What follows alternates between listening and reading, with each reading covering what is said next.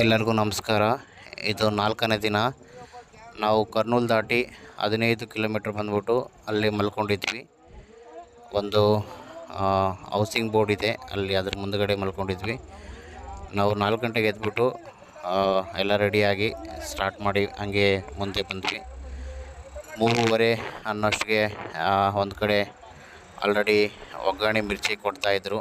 ನಾನು ಟೈಮ್ ನೋಡ್ಬಿಟ್ಟು ಬ್ರಷ್ ಮಾಡೋಣ ಅಂದ್ಕೊಂಡು ನಮ್ಮ ಗೌಡ್ನ ಹತ್ರ ಬೇಯಿಸ್ಕೊಂಡು ಬ್ರಷ್ ಮಾಡಿ ಟೀ ಕುಡಿಯೋಣ ಅಟ್ಲೀಸ್ಟು, ಅಷ್ಟೊತ್ತಿಗೆ ಟಿಫಿನ್ ಮಾಡೋದಂತೇಳಿ ಬ್ರಷ್ ಮಾಡ್ತಾಯಿದ್ದೆ. ಬ್ರಷ್ ಮಾಡಿ ಸ್ವಲ್ಪ ಫ್ರೆಶಪ್ ಆಗಿ, ಅಂದರೆ ಅಷ್ಟು ನಿದ್ದೆ ಸರಿಯಾಗಿ ಆಗಿರಲಿಲ್ಲ.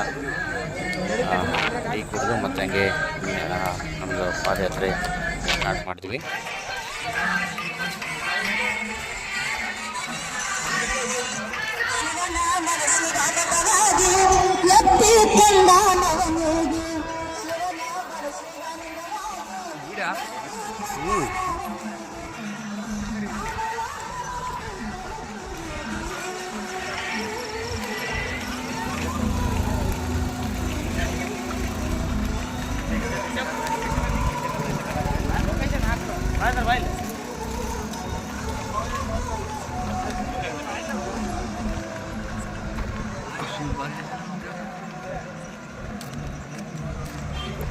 ಡೈರೆಕ್ಟ್ ಇಲ್ಲಲ್ಲ ಸ್ವಾಮಿ, ಇದೆ ಅಂತೆ ಅವನಾ?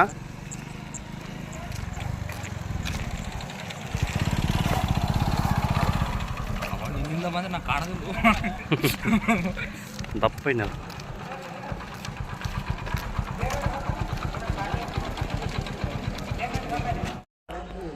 ದಾರಿಯಲ್ಲಿ ಬೆಳಗ್ಗೆ ಆಗಲೇ ಟ್ರ್ಯಾಕ್ಟರ್ಗಳಲ್ಲಿ ಭಕ್ತಿಗೀತೆಗಳನ್ನು ಹಾಕ್ಕೊಂಡು ಆಲ್ರೆಡಿ ಭಕ್ತರು ಪ್ರಯಾಣ ಸ್ಟಾರ್ಟ್ ಮಾಡಿದರು. ಭಾಳಷ್ಟು ಭಕ್ತರು ನಡೆಯೋಕ್ಕೆ ಬೆಳಿಗ್ಗೆನೇ ಪ್ರಿಫೇರ್ ಮಾಡ್ತಾರೆ, ಯಾಕಂದರೆ ತಂಪತ್ತು ಇರುತ್ತೆ ಅಂಥೇಳಿ. ನೋಡ್ತಿರ್ಬೋದು, ನಾವು ಆಲ್ರೆಡಿ ವಾಕ್ ಮಾಡ್ತಾ ಬೆವರೆಲ್ಲ ಬಂದುಬಿಟ್ಟಿತ್ತು. 1 ಅವರ್ ವಾಕ್ ಮಾಡಿದ್ಮೇಲೆ ಅಲ್ಲೂ ಒಂದು ದಾಸೋಹ ಇತ್ತು. ಈ ದಾಸೋಹದ ಬಗ್ಗೆ ನಾನು ಹೇಳಲೇಬೇಕು, ಯಾಕಂದರೆ ಇಲ್ಲಿ ನಾನು ನೋಡಿದಾಗೆ ಒಂದು ಸುಮಾರು 5 ವೆರೈಟಿ ಟಿಫಿನ್ 4:30 ರೆಡಿ ಇತ್ತು. ನಾನು ನಿಮಗೆ ತೋರಿಸ್ತೀನಿ, ನೋಡ್ತಾ ಹೋಗಿ. ಇಡ್ಲಿ, ಒಗ್ಗರಣೆ, ಮಿರ್ಚಿ, ಶಿರಾ, ಪಲಾವ್, ಚಿತ್ರಾನ್ನ ಮತ್ತು ಇಡ್ಲಿ ಚಟ್ನಿ ಜೊತೆ ಇಡ್ಲಿ ಸಾಂಬಾರು ಮಾಡಿದರು. ಟೀ, ಅಷ್ಟೆಲ್ಲನೂ 4 ಗಂಟೆಗೆ ಎಷ್ಟು ಭಕ್ತರು ಆಲ್ರೆಡಿ ಪಾದಯಾತ್ರೆ ಸ್ಟಾರ್ಟ್ ಮಾಡಿ ಟಿಫಿನ್ ಮಾಡ್ತಾಯಿದ್ರು.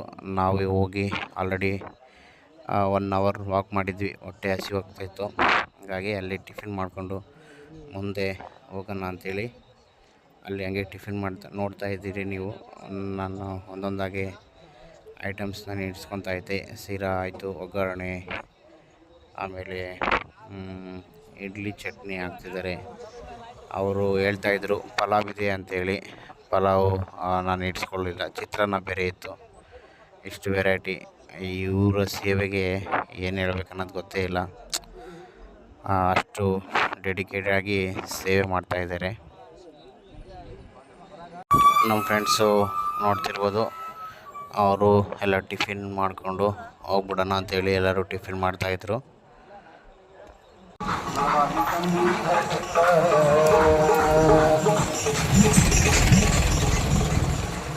ನಾವು ಕರ್ನೂಲ್ ದಾಟಿ ಬ್ರಹ್ಮಕೊಟ್ಟೂರಿಗೆ ಬಂದಿದ್ದೀವಿ. ಇನ್ನು ನಂದಿಕಟ್ಟೂರು ನೆಕ್ಸ್ಟ್ ಬರೋದು. ನಂದಿಕಟ್ಟೂರು ನೋಡೋಣ. ಇವತ್ತು 4ನೇ ದಿನ. ಬೆಳಿಗ್ಗೆ ಆಲ್ಮೋಸ್ಟ್ 15 ಕಿಲೋಮೀಟರ್ ನಡೆದಿದ್ದೀವಿ. ಹಂಗೆ ಹೋಗ್ತಾ ಇದ್ದೀವಿ.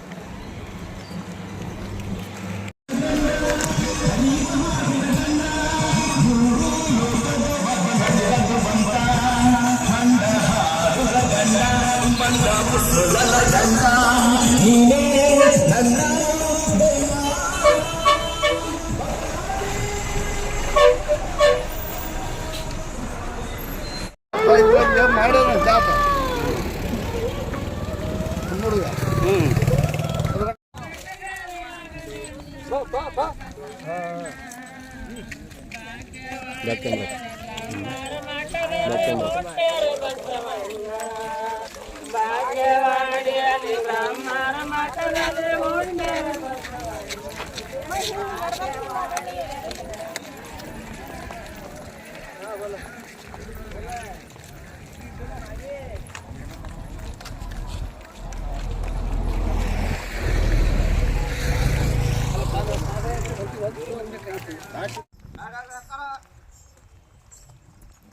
ಯಾವ ಊರು ಮಲ್ಲಯ್ಯ? ಎಷ್ಟು ದಿನ ಆಯ್ತು? 10 ದಿನ ಆಯ್ತು. ಮಲ್ಲಯ್ಯ ಅವ್ರ ಹೆಸರೇನು? ಅವ್ರ ಹೆಸರೇನು? ಬಸ್.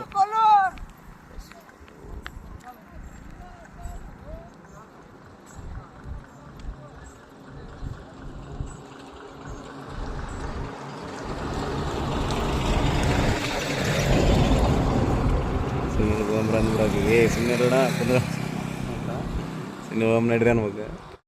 ಮಾನಗಲ್ಲ ಮಾಲಪುರಂ ಕುಡುಪಾದ ಪೂರ ದಾಟಿ ಉಜ್ಜಲಕ್ಷ್ಮಿ ನೋಡಿ ಕರ್ನೂಲ್ ಬನ್ನಿ, ಉಜ್ಜಲಕ್ಷ್ಮಿ ನೋಡಿ ಕರ್ನೂಲ್ ಬನ್ನಿ.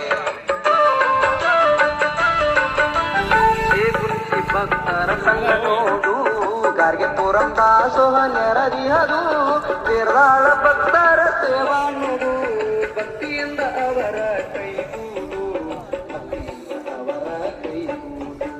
ಶ್ರೀಶೈಲ ಯಾತ್ರಾ ಮಾಡು ನಡಿ.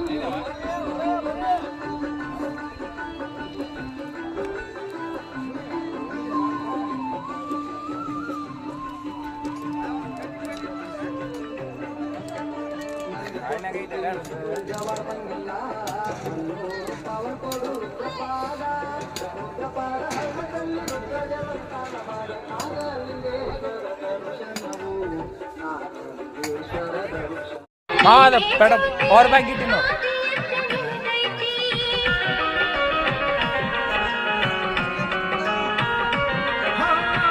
ಕೃಷ್ಣ ಕಳವ ಕರುಣಾಮೂರ್ತಿ ಜಗದ ತುಂಬ ನಿನ್ನ ಕೀರ್ತಿ, ಜಗಕ್ಕೆಲ್ಲ ನೀನೇ ಜ್ಯೋತಿ, ಆದಿಯಂತ ನಿನ್ನದೈತಿ ಕರಿಯಪ್ಪ ಮನದ ನೋವ ಸಾಕಾ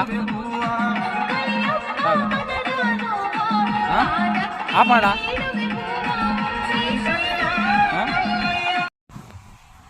ನಡೀತಾ ನಡೀತಾ ದಾರಿಯಲ್ಲಿ ಸುಸ್ತಾದ್ಮೇಲೆ ಎಲ್ಲರೂ ಮಲ್ಕೊಂಡ್ಬಿಟ್ಟಿದ್ರು. ನನಗೆ ವಿಡಿಯೋ ಎಡಿಟ್ ಮಾಡೋಣ ಅಂತೇಳಿ ಎದ್ದಿದ್ದೆ, ನಿದ್ದೆ ಬರ್ತಾ ಇರಲಿಲ್ಲ. ನಾನು ಇವ್ರ ಬಗ್ಗೆ ಹೇಳಲೇಬೇಕು. ಇವರು ಒಂದು ಪಾಪುನ ಎತ್ಕೊಂಡು ಪಾದಯಾತ್ರೆ ಮಾಡ್ತಿದ್ದಾರೆ. 1 ವರ್ಷದ ಪಾಪು ಅಂತೆ. ನಾನು ಇವ್ರನ್ನ ಆಲ್ರೆಡಿ ಅಲ್ಲಿ ಮುಂಚೆನೇ ನೋಡಿದ್ದೆ, ಮಾತಾಡ್ಸೋದಾದ್ರೆ ಆಗಲಿಲ್ಲ. ನಾನು ಕುಂತಾಗ ಹೋಗ್ತಾಯಿದ್ರು, ಬಿಸಿಲಿದೆ. ಅವರು ಅಂಬ್ರೆಲ್ಲ ಇಟ್ಕೊಂಡು ಮಗುಗೆ ನೆರಳು ಮಾಡಿಕೊಂಡು ಹೋಗ್ತಾ ಇದ್ದಾರೆ. ನೋಡ್ಬೋದು ನೀವು, ಆ ಮಗು ಅವರು ಬಟ್ಟೆ ಹಾಕ್ಕೊಂಡು ಕಟ್ಕೊಂಡು ಪಾದಯಾತ್ರೆ ಮಾಡ್ತಾಯಿದ್ದಾರೆ. 1 ವರ್ಷದ ಮಗು ಅಂತೆ ಅದು. ನೋಡಿ ಎಂಥ ಭಕ್ತರು ಶ್ರೀಶೈಲ ಮಲ್ಲಿಕಾರ್ಜುನಿಗೆ ಪಾದಯಾತ್ರೆ ಮಾಡ್ತಾ ಇದ್ದಾರೆ.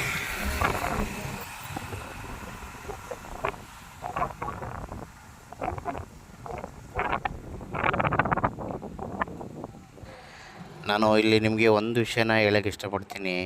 ಆ ಭಕ್ತರು ಅವ್ರು ನಡಿಬೇಕಾದ್ರೆ ಅಷ್ಟು ಸ್ವಚ್ಛತೆ ಇರದೇ ಇರ್ಬೋದು, ಆದರೆ ಶ್ರೀಶೈಲ ಮಲ್ಲಿಕಾರ್ಜುನ ಮೇಲೆ ಭಕ್ತಿಯಿಂದ ನಡಿಬೇಕಾದ್ರೆ ಆ ಸ್ವಚ್ಛತೆ ಎಲ್ಲ ಏನು ಮ್ಯಾಟ್ರ್ ಆಗಲ್ಲ.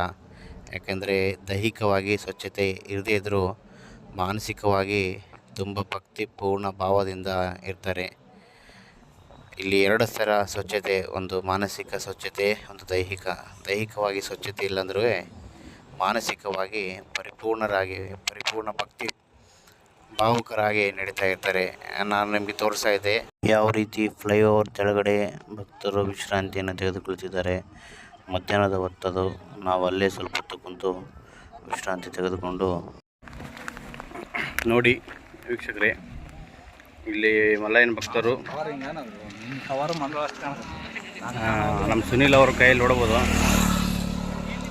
ಚುರುಮುರಿ ಅಥವಾ ಮಂಡಕ್ಕಿ, ಮಂಡಾಳು ಏನಾರು ಅನ್ಬೋದು ಕೊಟ್ಟಿದ್ದಾರೆ. ಬಿಸ್ಕೆಟ್ ಕೊಟ್ಟಿದ್ದಾರೆ. ಸುನೀಲ್ ಅವರು ರಿವರ್ಸಲ್ಲಿ ಹೋಗ್ತೀನಿ ಅಂತ ಬೇಡಿಕೊಂಡಿದ್ದಾರೆ. ಇವಾಗ ರಿವರ್ಸಲ್ಲಿ ಹೋಗ್ತಾರೆ. ಓಕೆ.